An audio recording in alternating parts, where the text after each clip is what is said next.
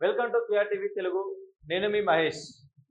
ఎట్టకేలకు భారతదేశంలో జరుగుతున్నటువంటి సీజేపీ ప్రొటెస్ట్ ఏదైతే ఉందో దానికి తల వంచి బీజేపీ విద్యాశాఖ మంత్రి ఎవరైతే ఉన్నారో ధర్మేంద్ర ప్రధాన్, ఆ వ్యక్తి ఈరోజు రాజీనామా చేయడం జరిగింది. ఒక 3 గంటల నుంచి 4 గంటల సమయంలో. అయితే ఇన్ని రోజులు రాజీనామా చేయని ధర్మేంద్ర ప్రధాన్ ఎవరైతే ఉన్నారో విద్యాశాఖ మంత్రి, ఈరోజు ఎందుకు రాజీనామా చేయడం జరిగింది అంటే బీజేపీ ప్రజాస్వామ్య పోరాటాన్ని చూసి భయం పుట్టిందా, లేకపోతే రాబోయే 2028 ఎలక్షన్లకి భయపడిందా?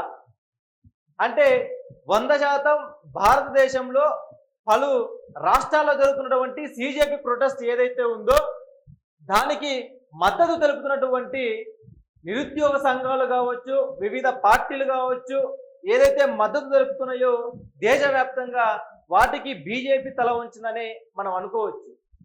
అయితే ఇన్ని రోజులు సీజేపీకి మద్దతు తెలుపుతున్న వారందరినీ టెర్రరిస్టులు అనడం, లేకపోతే యాంటీ నేషనల్స్ అనడం, లేకపోతే వీళ్ళు హిందూ వ్యతిరేకులు అనడం, ఇలా కొనసాగుతూనే ఉంది బీజేపీ నుంచి వస్తున్నటువంటి వాదన.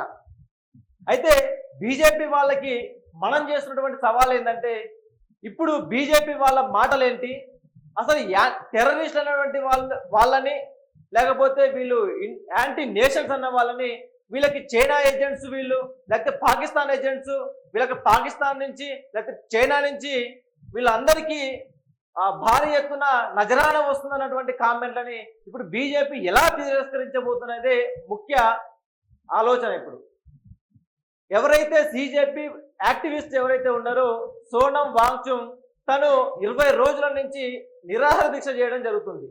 అయితే తనకి కూడా తల ఒగ్గని బీజేపీ 3-4 రోజుల నుంచి భయంకరమైనటువంటి జంతర్ మంతర్లో జరుగుతున్నటువంటి పోరాటాలు మనందరం చూస్తూనే ఉన్నాం. దానికి ఎక్కడ తల ఒగ్గని బీజేపీ, ప్రధాని మోడీ ఎన్ని కాక్రోజులు వచ్చినా కూడా బీజేపీని ఏమీ చేయలేమన్నటువంటి ప్రధాని మోడీ కూడా ఈరోజు ఎందుకు ధర్మేంద్ర ప్రధాన్ తోటి రాజీనామా చేయాల్సినంత అవసరం ఏమొచ్చింది అంటే భయపడిందని అర్థమవుతుంది బీజేపీ. అంటే భవిష్యత్తులో బీజేపీ పని కథమైనట్టేనా?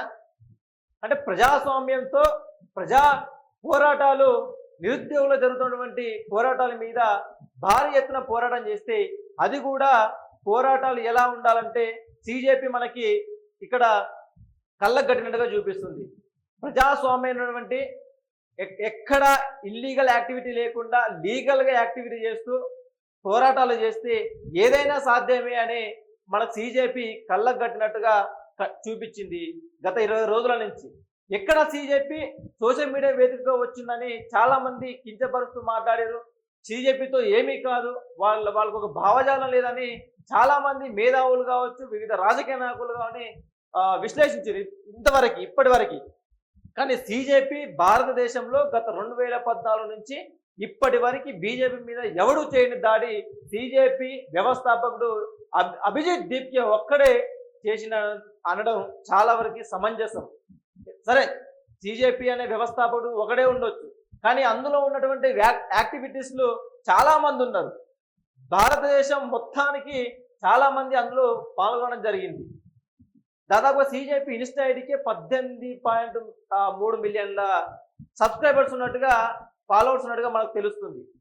అంటే సీజేపీకి ఎంత మద్దతు వచ్చిందనేది ఒక సీజేపీ చేస్తున్నటువంటి పోరాటం మీదనే మనం చూడవచ్చు. లేకపోతే ఇంకేమైనా డిమాండ్లు తీసుకొని ముందుకు రాబోతుందా అంటే ఇక్కడితో సీజేపీ పని అయిపోతుందా అంటే సీజేపీ ప్రస్తుతానికైతే అనుకున్నటువంటి మొదటి డిమాండ్ ఏదైతే ఉందో ధర్మేంద్ర ప్రధాన్ రాజీనామా చేయాలి అని ఏదైతే ఉందో వాళ్ళ డిమాండ్ ప్రధానంగా అది నెరవేరిందని వాళ్ళు చాలా హర్షం వ్యక్తం చేస్తున్నటువంటి సందర్భం ఇది. దేశం మొత్తం సంబరాలు చేసుకున్నటువంటి సీజేపీ యాక్టివిస్టులు కావచ్చు, లేకపోతే సీజేపీ పార్టీలో భాగమైనటువంటి వాళ్ళు కావచ్చు, లేకపోతే సీజేపీ తరఫున మద్దతు తెలిపినటువంటి వాళ్ళు కావచ్చు, దేశవ్యాప్తంగా సంబరాలు చేసుకున్నటువంటి సందర్భం భారతదేశంలో నెలకొల్పబడింది ఈరోజు. మరి వీళ్ళ తర్వాత డిమాండ్ ఏంటి అసలు? సీజేపీ అనేది కేవలం నీట్ మీదనే వచ్చిందా, లేకపోతే నీట్ ఎగ్జామ్ పెట్టిరు, లేకపోతే ధర్మేంద్ర ప్రధాన్ రాజీనామా చేశాడు అనేది అయిపోతే మరి నెక్స్ట్ వీళ్ళ యాక్టివిటీ ఏంటి అసలు? అంటే సీజేపీ సోషల్ మీడియా బంద్ అయిపోతుందా? ఇంకా దేని మీద ప్రశ్నించారా అంటే వాళ్ళ డిమాండ్స్ మళ్ళా ఇంకా ఉన్నాయి.